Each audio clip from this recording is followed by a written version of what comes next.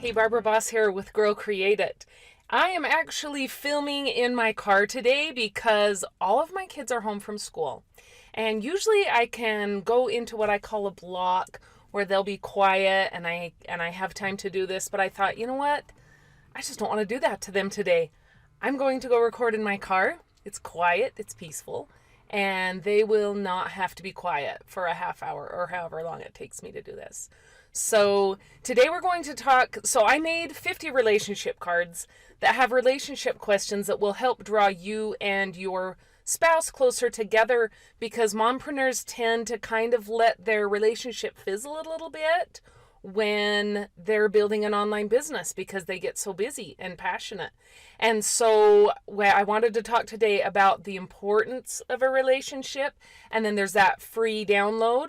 If you go below and click the link, then you can download those 50 question cards and you can just like print them or just look at them online. But every single question is designed to draw out something that the other person feels positively toward you about, and you both answer the question, and it just really helps get like a lighter, happier vibe in your relationship and helps you connect like on a deeper level. So these cards are really fun, and you don't do them all at once. Just go through a few of them, maybe on date night or like when you're just chilling in the evening or something, and it just kind of helps you connect better. So give it a try. Anyway, let's get started. So these relationship cards, they're also really helpful even if you're not an entrepreneur. They're just great for relationships. But I wanted to go in, just talk about this a little bit before you download the cards, why it's important that you have your spouse on board. I've talked about this in some other episodes, but part of it is just the energy level. It's so good having someone else that supports you, that maybe takes the kids for a couple hours while you work on it, or that says, you know, I know that this can work for you, instead of being like resentful of the time that you're putting into it, or resentful that you go back to work on it a little bit at night.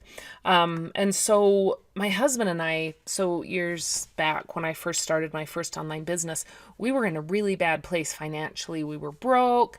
He was working a job. I was working a job. We had these cute little kiddos, and we were like, look, neither one of us can work any more hours than we already do, but yet we need more money. So we need to come up with something that can make money for us, whether we are sitting at our job or not. And so he actually went and started a business with his brothers that did like the big event tents and tables and things like that. And I started our first online business with my daughters that wasn't very successful, and we learned quickly from that how to make it successful, and then started Solve Learning Disabilities that was successful. And so through that time, our relationship got really crummy because we were like just hardly ever saw each other. He was working so hard. He was putting in extra hours whenever he could, overtime with his job, and then going and working on his business, and we just never saw each other. I was focusing on mine whenever I could, but taking care of the kids and keeping my boss happy, who happened to be my brother. So, you know, it's really easy to take liberties when it's your sibling and be like, hey, I wanted you to get this done over the weekend. Yeah, well, I don't work weekends. So there was just like a ton of pressure on us, and it just felt so broken and so heavy. And part of it, you know, was the financial issue that when we got together, we were stressing about money, and it was just a really heavy place to be, really low vibe, low energy. And then I started realizing, you know, everyone talks about abundance mindset, scarcity mindset, you know, all of the how to become a millionaire kind of things. But I started realizing that it is absolutely true. Like, you can focus on what you do have and what is good in your relationship and what is good in your life, and it like attracts more to you. Or you can focus on what you don't have. Like, oh, we're so broke. We can't afford to buy as many groceries as we want. We can't afford to buy our kids new shoes or pay the light bill this payday. And you can focus on all of that and stress over it, and I swear it makes it worse. Like, you have to have a mindset of, I'm so thankful that we had this and we were able to get that. And I'm not perfect at this yet. But trying to get that mindset that's a higher vibe, better energy, more faithful, and saying like, oh, I'm so grateful for these things that we already have. Like God is abundant. Everything around us is abundant, and there's plenty of it out there for everyone. We just have to work to try and get that and to try and attract that to you. And it really makes a huge difference. And then I realized that I can take that same concept into our marriage, and that you could focus on making it lighter, making it a priority, and making our marriage and our love just on a higher vibe and a better attitude. Like your brain, it's been proven that your brain will look for proof of something that you think. So if you think you're always broke, you're going to see a lot of proof of that. See, we weren't able to do this. We weren't able to do that. We want to buy a new car and we can't. And it'll look for proof of that, and it'll perpetuate it, and it'll perpetuate the way you think. But if you can get into a more grateful, healthy, like abundant mindset, then it will start seeing the things that you do have, the things that you've been blessed with, and be able to take you into seeing more of that in your life. And then in a way, it somehow attracts more of that to you. And so I realized this in our marriage that, look, let's start focusing on what we do have. Love breeds love. Abundance breeds abundance, and make that part of our marriage. And so that's kind of what I'm trying to help you ladies do with these relationship cards. Every single one of them is specifically made to try and bring out a positive answer out of each other, and kind of just build your relationship on a deeper level. But there were things that really bothered me that he was doing and that he was making a priority, and I was really struggling with it. And I've realized that I have a morning focus where I like sit for 10 minutes and just kind of focus and think on things. And the things that are bothering me that I know I can't control and change, but I need to feel better about in my life, I'll focus on those, and I'll say, that doesn't bother me so much. X, Y, and Z is not bothering me so much this week. It's not going to get to me this week. And it really helps, because then your mind starts to look for proof of that, of like, oh, look, it doesn't bother you that that person's doing this, or someone just said this to you. It doesn't bother you that much. And you can use that in your relationship. If there's things that are bothering you and you can't work through them, then to tell your brain to not make such a big deal of it. Don't overthink it. Play it down a little bit. And it really helps a ton. And like, it helps to just have more faith. So the abundance around us, I'm Christian, so the abundance around us to me isn't just universal energy. It is, but the giver of that is Christ. And so I try to focus on all the abundance that he's blessed us with and all the light around us, and try to be part of that instead of being part of the more negative, lower energy that's just so burdensome on your soul. And do that with my relationship too.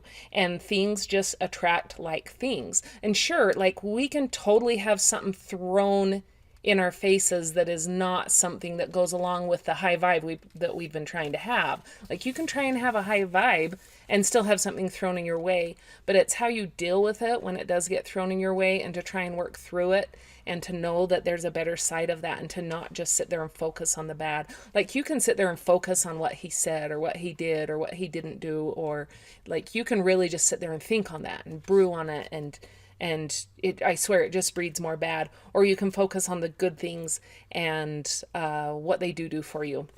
I'm kind of repeating myself here because I'm so passionate about this. But so part of my morning focus is saying, okay, that doesn't bother me so much. That is not going to be a huge issue in my life. That is going to resolve itself. And now, ladies, we're not talking like if you're taking abuse or something, that needs to be dealt with. I'm talking about like the everyday relationship things, or maybe some of you are even dealing with harder things that you're going through with your spouse. But it really helps to try and keep a positive mindset that things will work out and that things are going to resolve themselves and get better. And it's really important to use gratefulness. So you can start out just being grateful for things kind of on a broad spectrum, like, oh, I'm grateful, what does he do? Like, I'm grateful that he helps out at home when he comes home, or that he's willing to change when I tell him something really upsets me. Or I'm grateful that he works and provides insurance and dental. Or you can even get like really detailed of specific circumstances. Like, I'm really grateful I was out weeding yesterday and hot and he just brought a glass of water out. That just showed he was considering me. Or I'm really grateful that when I was down with my miscarriages, he totally took over and made the meals and made the kids be quiet and be respectful to me. Nate and I went through several miscarriages trying to get our big family that we wanted to have, and it was really hard. And he totally stepped up to the plate and was helpful for that. And so you can just focus on the things they do good instead of focusing on the bad. And another thing that I've learned, and it's easier said than done, I promise. It's way easier said than done. But to try and tell yourself to give your relationship 110% regardless of the outcome. So a lot of things that I've learned in listening to like my business podcasts or books or whatever, I've been able to bring into our relationship. And one thing that they teach you is give 110% regardless of the outcome, because when you're giving 110%, you're raising the likelihood of something great happening for you. If you're only giving something 60 or 70%, there's a way greater chance that it will either fail or that it will just fizzle, burn low. But if you're giving it your all, there's a way greater chance that you're going to get a better result over that. You're just raising your own odds, and you can do that in your own relationship. You can just totally level up your marriage and realize, look, this is my level of commitment. I'm giving 110%, even though it might turn out exactly, or it might not turn out exactly how I want it to, or he might still keep doing that thing that really annoys me. I'm still going to give 110% and try and make that better. And trust me, this is like something I have to remind myself all the time. Like mine and Nate's relationship is great, but there's always that little thing that they do that just kind of gets under your skin, and you just have to remember, like, don't focus on that. Focus on the good. Focus on what they do. Focus on what they are willing to change for me, and carry that light and that faith forward. Christ says to carry light forward into dark places and into the human heart even. And so what better place to start that? I'm not a preacher, by the way. I am Christian, so it is going to come out in my talks. But if you're like me, you actually like listening. You might be Christian too, but you might like listening to other people's religion, because you can always draw so much good out of listening to other people's beliefs. And so I love doing that. But back to bringing light into the world and into the human heart. Like, I can't do that all by myself, but I can do it on a very smaller level, like in my own home, in my own marriage with my own kids, and make a huge difference in their lives. And that will go out like as a ripple effect. As people go out in feeling better loved, they may love. Hurt people hurt other people, and loved people love other people. And so it's really important to try and put that out there just to make your family and your relationship and even your business better. So start being the light in the world. Don't be the dark, heavy, burdensome one that always focuses on everything you don't have and everything you're worried about. And then start working that into your own marriage and into your own kids. And don't hide your light, or let it go out, or let it fizzle out. There were times where I felt like I had no spark left for Nate, because we had just let our relationship get to such a bad place. And I had to completely start over and be like, okay, where are we at? Let's focus on the good right now. Let's start with this and start growing from this, and hopefully he will reciprocate.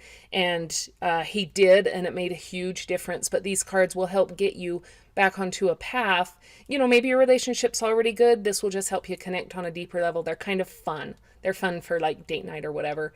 Or if your relationship is struggling, then these will help you see what is good in each other.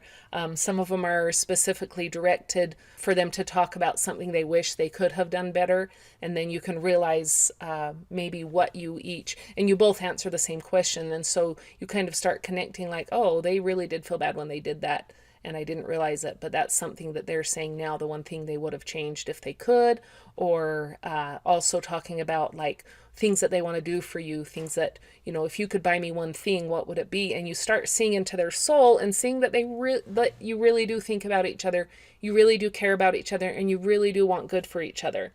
And so don't hide your light or let it fizzle out because of everything in the past. Just love, let your light shine. And if they do stuff that upsets you, try not to focus on that. And then one thing is holding on to hurt and grudges. Ladies, let's talk about this for a second. Okay, so holding on to a grudge is so easy to do, especially if the person hasn't said, I am so sorry, I know that upsets you, or I am so sorry, I know I hurt you, or, you can hold on to those grudges because, like, hey, they aren't acting very penitent about it. Like, they don't feel that bad about it. They don't even understand how that hurt me.